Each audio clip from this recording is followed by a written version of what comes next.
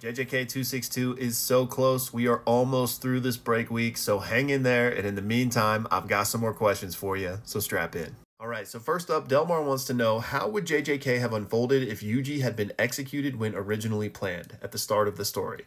So at that point, he had eaten one finger, but he was also born with one inside of him, so technically he was at 2. So if he's taken off, then Sukuna can only get to 18 maximum, right? And obviously, if we just remove Yuji from the story, a whole lot of things are going to change, right? The butterfly effect is going to be crazy. But what I'll say is, ultimately, I think not much of the grand sweeping strokes of the story will change, mainly because Kenjaku and Sukuna are still going to have their machinations. Now, obviously, Kenjaku planned a lot of this, and Yuji was a big part of it, but I have no doubts that Kenjaku would have started work anew or found some other way to make his plans come to fruition, those being creating this merger, right? And we know that Kenjaku at least needed Sukuna to help protect him from Gojo, and maybe even for other reasons. We still don't know the full details of their binding vow.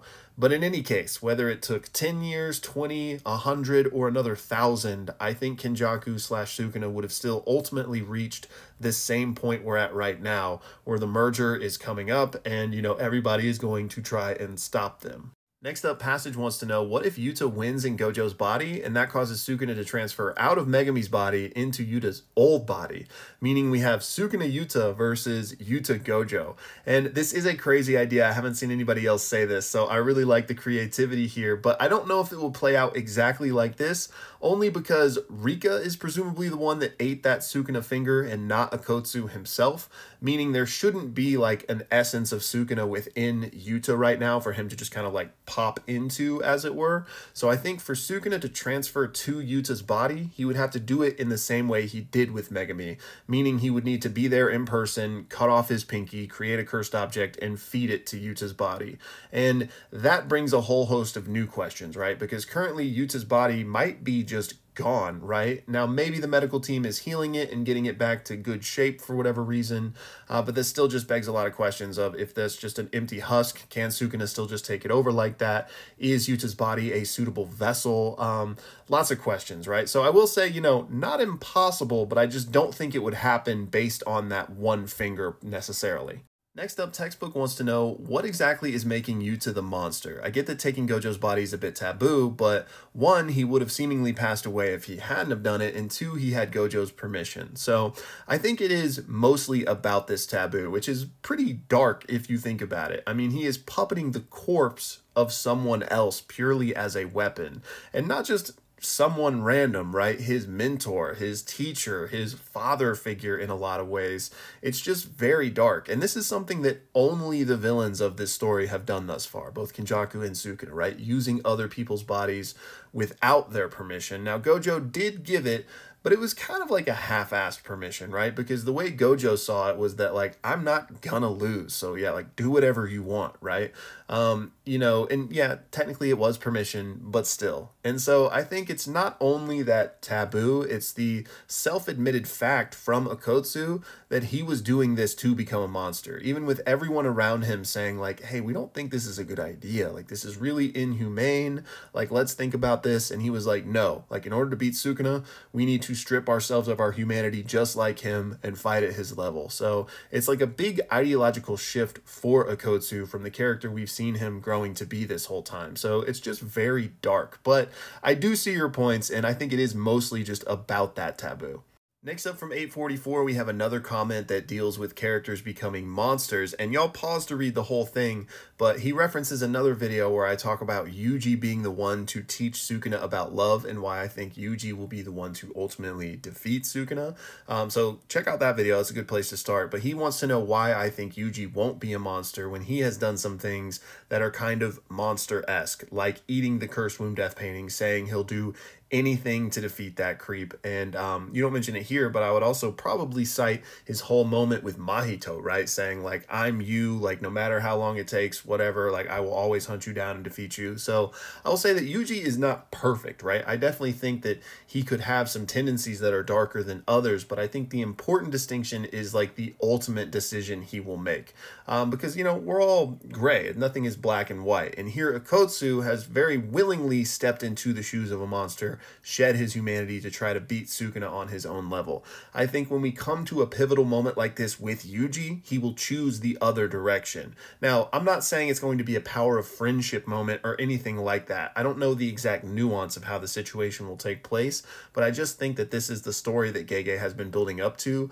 Sukuna has always been the top, the pinnacle of power, and that's because he stripped himself of everything. That is the way of the world in his eyes. In order to truly defeat him, you're going to need to show him that that was wrong. And so I think Yuji will be the one to do that by not following in those same footsteps. And for why I think it'll be Yuji is just because I think that's been his character the entire show, right? He was introduced as this kid who was asked to help people from his grandfather. He's had a few pivotal discussions about this with Megami, for example. You know, Megami back in the juvenile detention center when he didn't want to return that guy's ID to his mom. He was like, he's a criminal, like, who cares?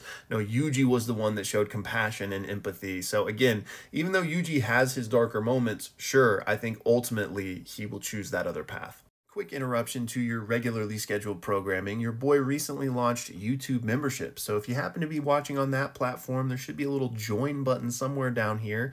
Click it, check it out. There's more information there. If that interests you, that'd be fantastic. Anyways, let's carry on.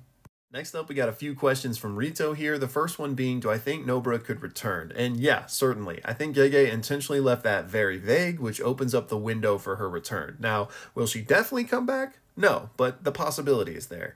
And would she be able to stand up to Sukuna at all? Not in like a 1v1 matchup or anything, but I think her technique could certainly be useful. Especially there's some really cool possibilities with the fact that it deals with soul resonance, right? Like she could even use her technique on Yuji himself potentially, and that could hurt Sukuna due to their connection. So that would be fascinating.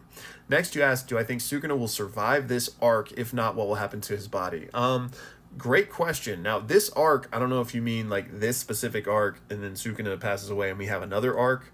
I don't think Sukuna will survive the manga, but he could survive this arc. I think ultimately Yuji will take him down, probably in like a self-sacrificial play. I would certainly be open to a Sukuna wins, but I don't think that'll happen. So no, I don't think he'll survive ultimately. But no idea what would happen to the bodies. There is presumably a plan in place though, because we know that Gojo was trying to, you know, beat up on him, rip out his heart, tear out his liver. Yuji is, you know, bursting his heart as well. So the good guys have some sort of plan seemingly where even if they take out Sukuna, they'll be able to save Megami. Now how, what that plan is, I don't know, but there seems to be one. And finally, do I think we could see Gojo's soul appear within his body, but only to have some sort of interface with Megami? And yeah, I think that's certainly possible. I hope we get something like that. As you guys know, I do think there will be something from Gojo before it's all said and done. And if that moment happens with Megami, I think that would be extremely poetic. Next up, we got a question from Benjamin on Gojo's Limitless, and Limitless is just very confusing in general. Y'all pause to read the exact question here, but the first thing I'll say is I've got some other videos explaining the technique, so check those out to start. But blue is not the maximum technique, and neither is red. What gets a lot of people is back during hidden inventory, Gojo uses that blue to destroy everything around him when he's fighting Toji. That is a maximum output, meaning he just put the most juice into that blue. It is not his maximum technique. Gojo actually has never shown us a maximum technique. Some people think it's purple, but I don't. We've only seen a few maximum techniques in the whole manga, so most people just probably don't have them. So yeah, neither of those is the maximum. But to your other question about like, why did Hanami get crushed when seemingly blue is the attractive force? Shouldn't it have been red? And that is confusing, but the way to think about it is Gojo has his infinite barrier between him and others, right? That's what he was amping in the moment. So he wasn't technically like propulsing Hanami with a red, he was just increasing the width of the infinite barrier, which ended up crushing Hanami. Next up, Anthony wants to know, couldn't Gojo just teleport out of Sukuna's open domain? And thank you so much for the generous donation. And yes, technically Gojo could conceivably just teleport away, but he went into that fight trying to clash, right? He wasn't just trying to escape, he was trying to win with his own domain. And when his fell, he couldn't just teleport out then because his curse technique was still on burnout. And when it was back up, he was back to trying to fight. And finally, Kinwiki wants to know if I think JJK has revolutionized or influenced shonen manga. And is it revolutionary? I don't think so. It hasn't caused any sweeping changes to the medium or the genre itself. But is it influential? 100%. Gege is a phenomenal writer, and JJK's popularity speaks for itself. I can't wait to see the ripple effect of the stories we'll start to see years from now. Bet you can't find me in time.